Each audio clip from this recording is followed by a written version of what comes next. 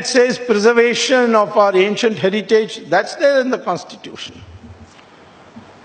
And yet, there is a new school which has emerged, which is telling us, particularly the Hindus, that you are being intolerant and you are being exclusive instead of inclusive. This country fought 800 years Islamic terror. Although Shivaji had Muslims in his army, so did Guru Gobind Singh, but they came as individuals. It was essentially a war between Hinduism and Islam. And the Islamic rulers made it absolutely clear. But the fight we never gave up. Iran was captured by Islam. When Iran was Zoroastrian, the Islamic forces went to Iran. It was called Persia in those days, conquered it. In 15 years,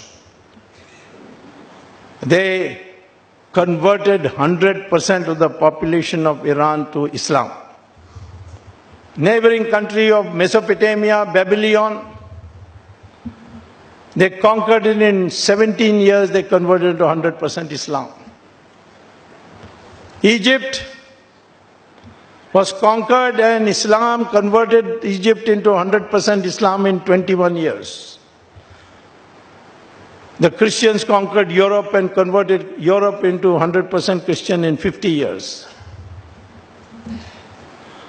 In India, 800 years of Islamic rule, 200 years of Christian rule, and yet we are 80% Hindu even today.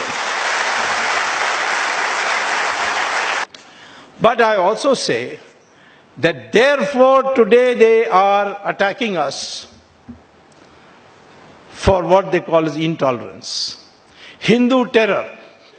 But as far as Hindu terror is concerned, not one person has been able to say whether in the Vedas or in the Upanishads or in the Gita it says, kill people who don't believe what you believe.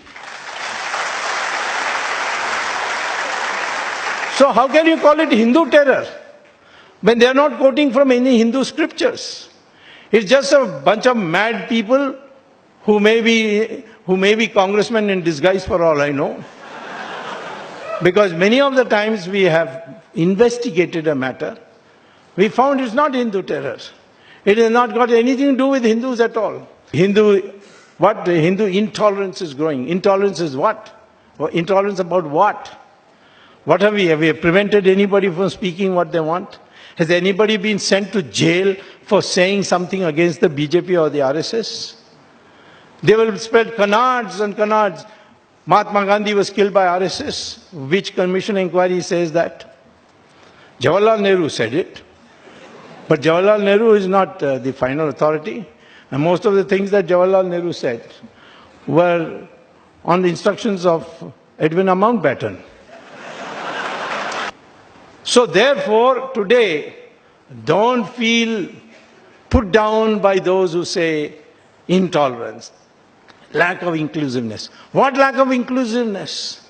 We BJP people, we RSS people, we Vishwadharishta people, we are trying to bring people as much together as possible. Why did we win the 2014 election and why we are going to win the 2019 election, 2024 election? It's because we are uniting the Hindus.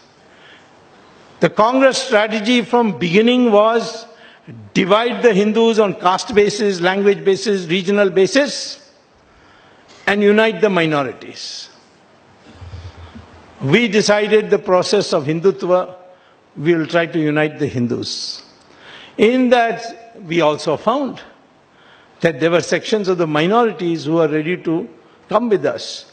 Women of the Islamic community said, if you remove triple talaq, we'll vote for you. And Ram Janmabhoomi will be for Ram Temple.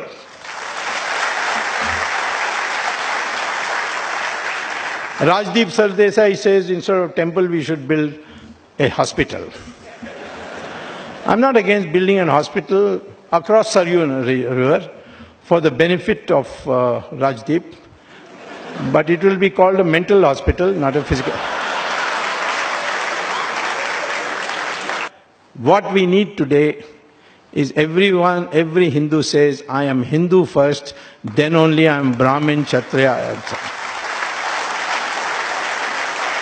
And those who can protect this heritage of Hindus will get preference over anything else.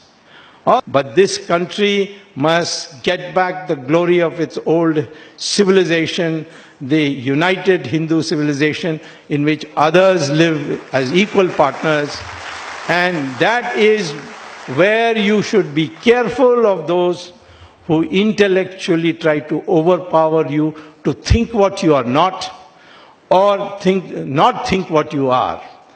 You are all one people of this subcontinent called Hindustan, and we are one people. All these caste barriers and all are artificial. They were brought in originally for a different purpose of division of labor. We are one India. That is the way to defeat intellectual terrorism. That is the right way of going about it.